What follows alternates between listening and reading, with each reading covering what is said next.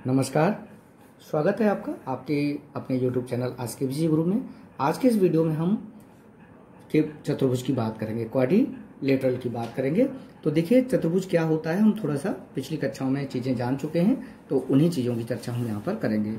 ठीक है, तो जैसे कोई चार बिंदु हैं, है ना। चतुर्भुज क्या होता है, चार बिंदुओं से बनी एक आकृति होती है, ठीक है ना, जैसे हम चतुर्भुज कहते हैं। तो सबसे पहले हम बिंदुओं की बात करते हैं। तो जैसे ये चार बिंदु अगर एक ही रेखा में है, ठीक है, चार बिंदु किस रेखा में, तो क्या होगी, एक सरल रेखा होगी।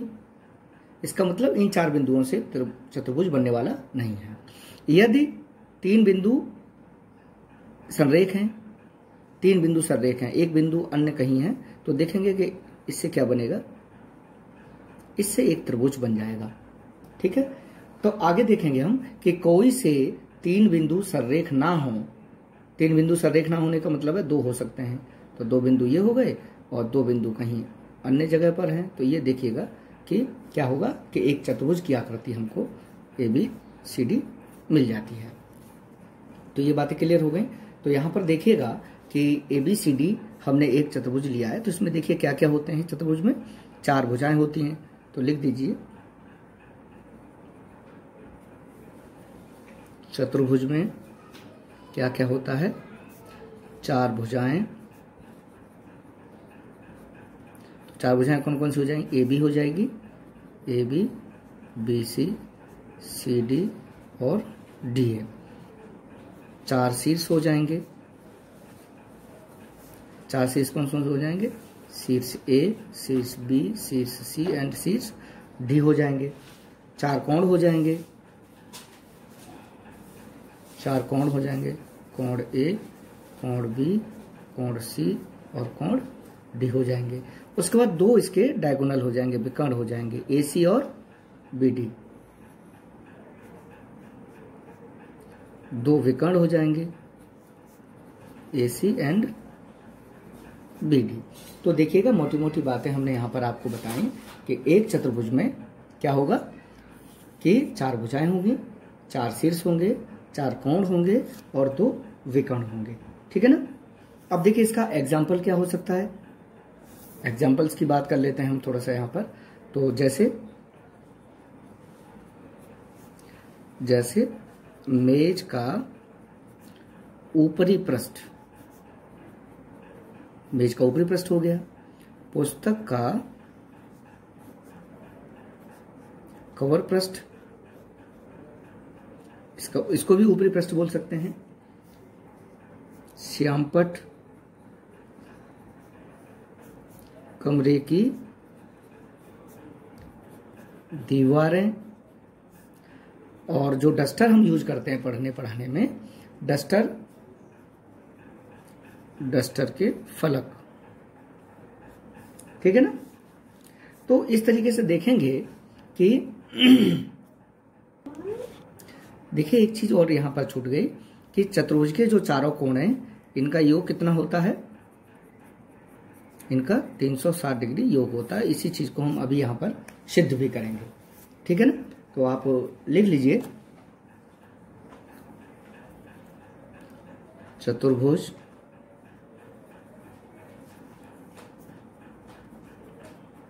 के कोण योग।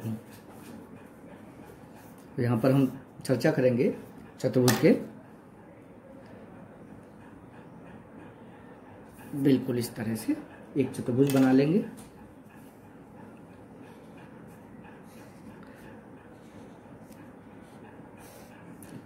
A, B, C और D।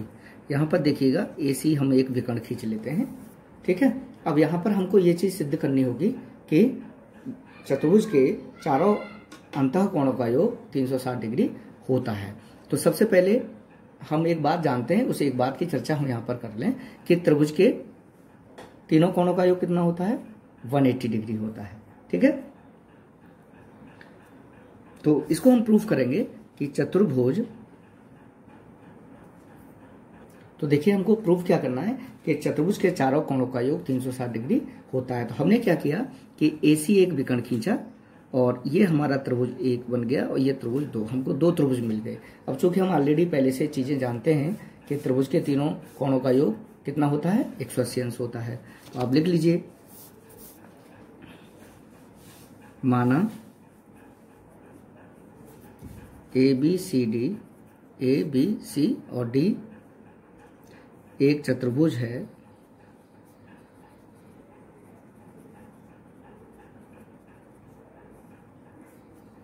जिसका जो AC है, AC एक विकर्ण है। तो देखिए, माना ABCD एक चतुर्भुज है जिसका AC एक विकर्ण है। ये AC एक विकर्ण मान लिया। जब AC विकर्ण हमने खींचा तो चतुर्भुज हमें दो भागों में बंट गया। एक भाग त्रिभुज ABC और दूसरा भाग त्रिभुज ABC और दूसरा त्रिभुज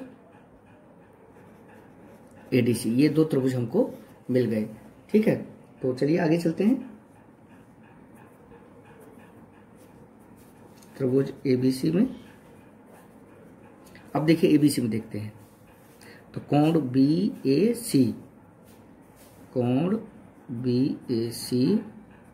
प्लस कोण B प्लस कोण BC और A। ठीक है, कोण BCA बराबर ये 180 अंश है, हम जानते हैं, ये बात हम जानते हैं। ठीक है, अब देखिए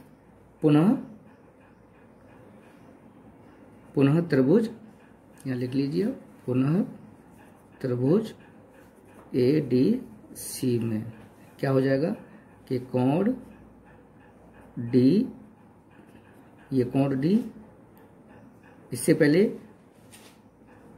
कोण CAD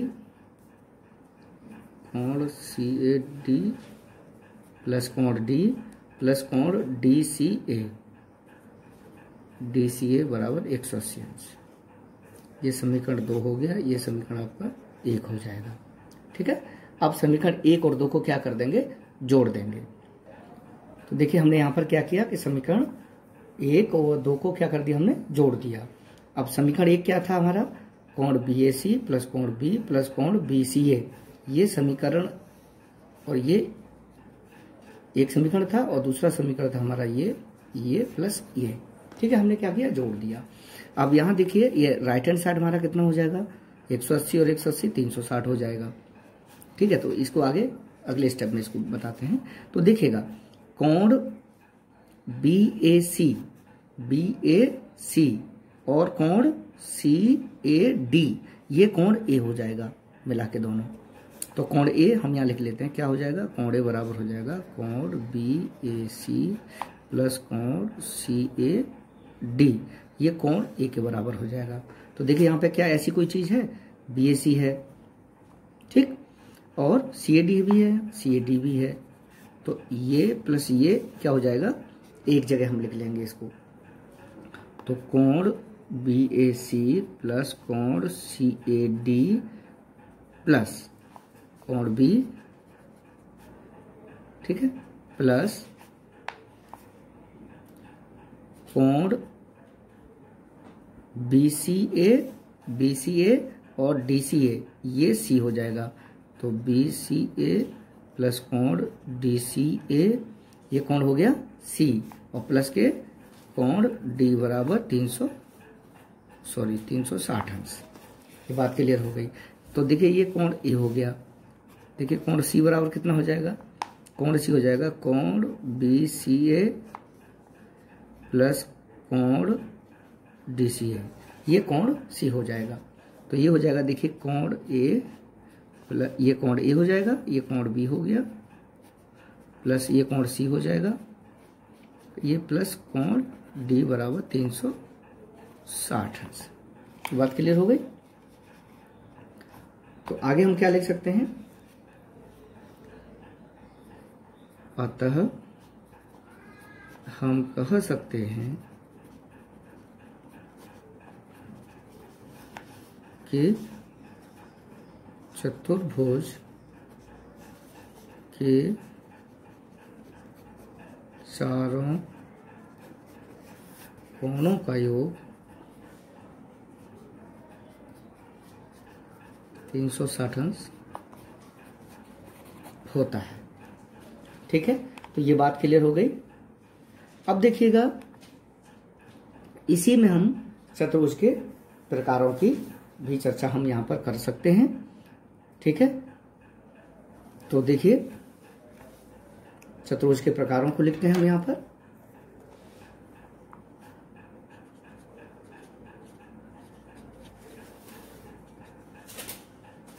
चतुर्भुज के प्रकार। ठीक है, देखिए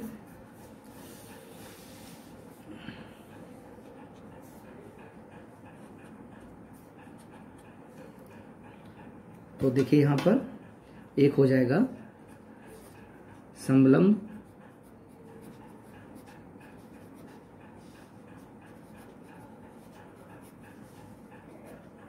चतुर्भुज, जिसे हम ट्रेपेजियम कहते हैं। और देखिए ट्रेपेजियम की जो आकृति होती है वो हम बहुत छोटे से उसमें बनाएंगे। ये जो आकृति होती है ये ट्रेपेजियम की आकृति होती है। ठीक है, दूसरे में समांतर चतुर्भुज है।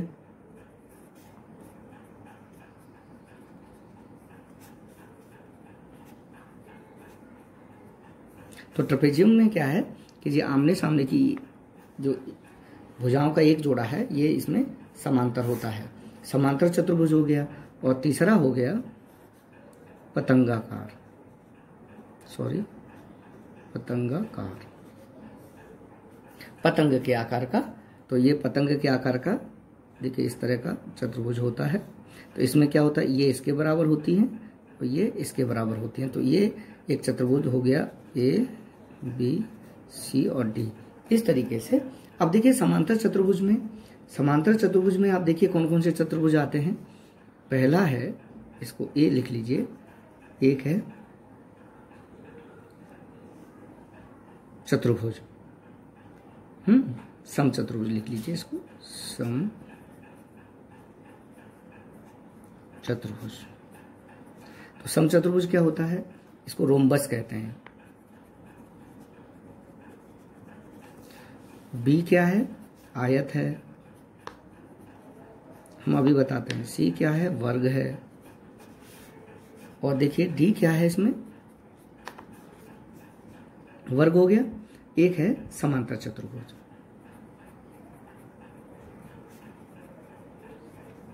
ठीक है, तो यहां पर देखिए सम चतुर्भुज क्या होती है, रोम्बस।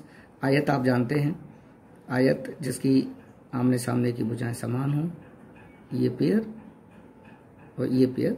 वर्ग क्या होता है, जिसकी चारों भुजाएं समान हो। समांतर चतुर्भुज क्या होता है, एक समांतर चतुर्भुज, ये समांतर चतुर्भुज हो गया। ये भुजा इसके समांतर है, ये भुजा इसके समांतर है। एक है सम चतुर्भुज। सम चतुर्भुज में क्या होता है, हम थोड़ा सा इसके सम चतुर्भुज को यहां पर ले लेते हैं, रोम्बस। ये हो गया रेक्टेंगल, ये स्क्वायर हो गया, ये हो गया आपका पैरेललोग्राम। ठीक है, अब यहां पर देखेंगे सम चतुर्भुज। सम चतुर्भुज में क्या होता है कि ये जो समांतर भुजाएं हैं,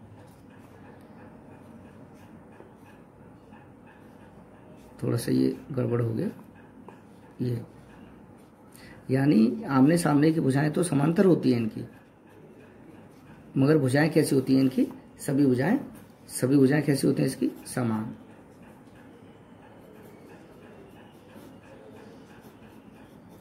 सभी भुजाएं कैसी होती हैं इनकी, समान होती हैं। इसको हम रोम्बस कहते हैं। ठीक है ना, तो ये चतुर्भुज के प्रकार भी हो गए।